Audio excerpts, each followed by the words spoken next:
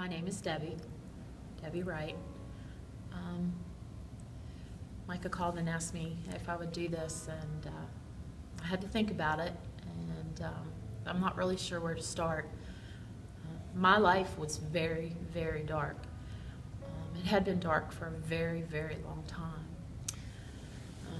I had some garbage that I carried around from my childhood. My kids, once I got married, my kids had some health problems. Alcohol was always an issue with different people in my family. And I just really got down. It was heavy, and it was just very, very heavy. And because of the feelings I had towards all of that, I was made to feel like that I wasn't good enough, and that I needed to just stop feeling what I felt. And I did. And along that path, I've had to deal a lot with not only those things around me, but what it did to me. I've had to deal with depression. In fact, my life got so dark at one point 8 years ago. I actually decided I couldn't do it anymore. And I tried to commit suicide, and that was the lowest point in my life. I just couldn't take it anymore. There was just so much darkness. There was so much darkness in my life that when good stuff happened, I couldn't even enjoy it, because I was always waiting for the next bad thing to happen. So actually trying to commit suicide was the worst thing that happened to me, but it also was probably the best thing that happened to me.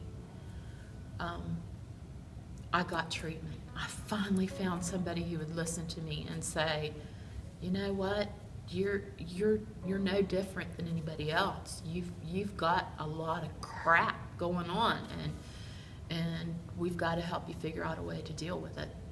And slowly, I started to claw my way up out of that pit that was probably the deepest, darkest pit you can imagine. And oh, how he loves us so. Oh. I got angry at one point. My mom had passed away from cancer, and I was dealing with all this stuff, and I just thought, where is God? I've been going to church. I go to confession. I say my prayers, and where is God? And I felt no connection. My marriage started to fall apart. There were a lot of ugly issues going on there. And I knew. I thought I've got to make some changes. And one morning I decided I'm going to go check out this church. I'm going to go check out the well. And I got to tell you,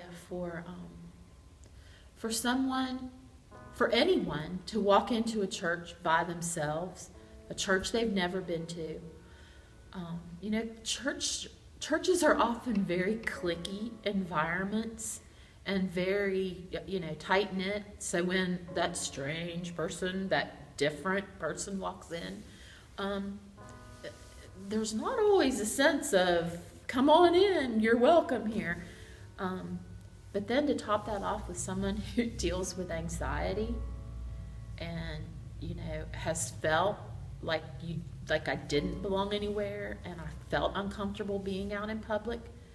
But that morning I got up and I went to church, and I came in the downstairs doors because I didn't know that there was another door. I thought that was the door I was supposed to come in.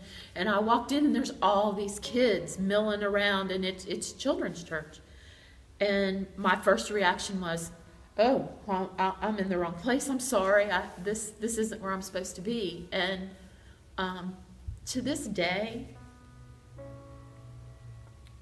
I know that was the moment that changed everything.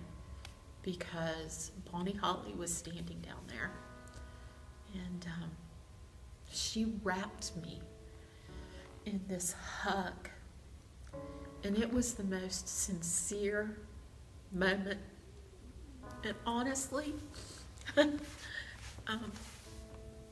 was probably the best hug that I had in a very, very long time.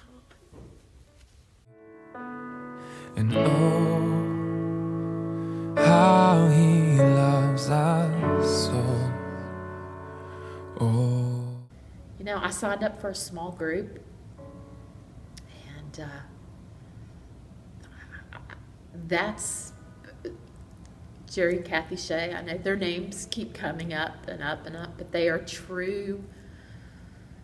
They are true vessels of the Lord, and they have their faith is so overflowing that it just seeps into you when you're with them.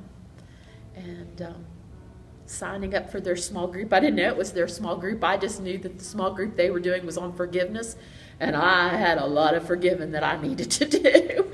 So they're the ones that first really exposed me. Not that I didn't know about memorizing scripture and reading scripture, but they're the ones that exposed me to that. And that's when I started to lean on that. I just started to see a shift. I was always previously in reactive mode. You know, bad stuff happens, react right away. And most of the time, I didn't react the right way. You know, and now a lot of times when things happen, first of all, I've learned that you don't have to react right away. The best thing to do is to take it to God.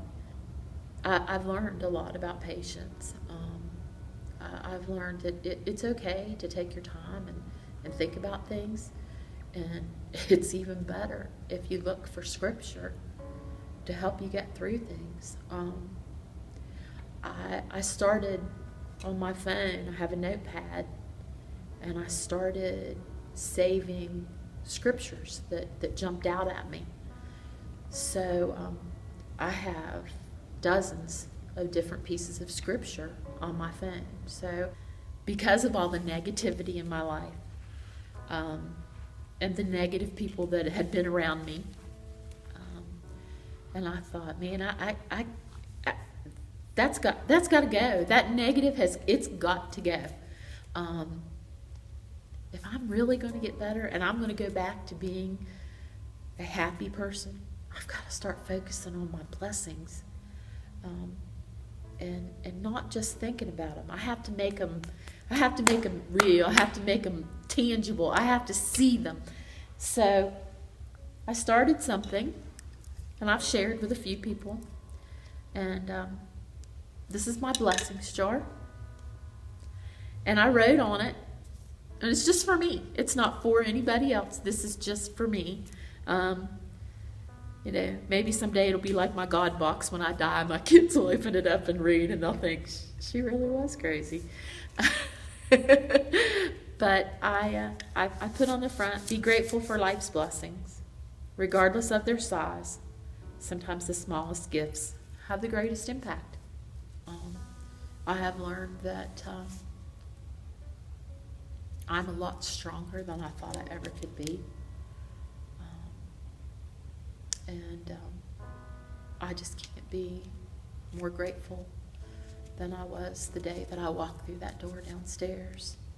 And you know, there's a reason for everything. There's a reason God sent me through that door into Bonnie's arms to that hug.